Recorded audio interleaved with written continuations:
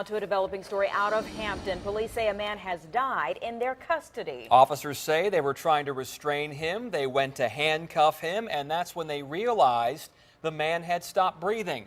It happened here at Grant Circle, just off Lincoln Street, and that's where we find 10 on your side's Jason Marks live tonight. Jason?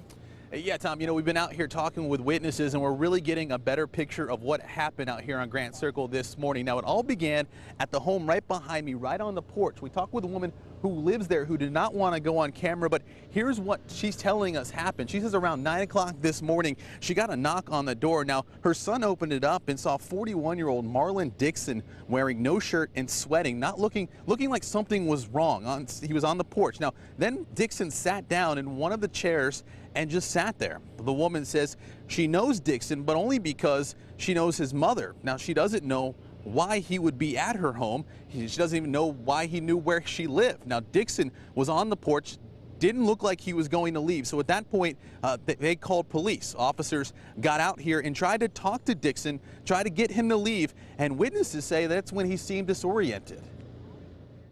All of a sudden, he pulled his hands down. And when he pulled his hands down, he turned, and then the officer grabbed his arm. And when he grabbed his arm, the other three just jumped on him. And that's when they threw him on the ground, and you start hearing him screaming. He was screaming, screaming, literally screaming.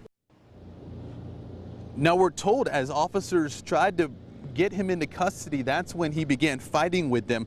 Police say they decided to put him in handcuffs, and at that point, Dixon stopped breathing. Officers began CPR, and medics rushed him to the hospital where he was pronounced dead. Now, the cause of death is still under investigation, but officers say they placed Dixon in what's called emergency custody. Now, we did some checking, and according to the Virginia Code, emergency custody can be done in order for officers to take a suspect to the hospital for treatment or evaluation of mental illness. Now, the officers who were involved in this situation obviously are administrative leave with pay. That is standard policy as this investigation continues tonight. Now, coming up tonight on Wavy News 10 at 6, we dug into Dixon's criminal history, and you'll be shocked to know what we found. That's coming up tonight on Wavy News 10 at 6. But for now, that's the latest here in Hampton. Jason Marks, 10 on your side.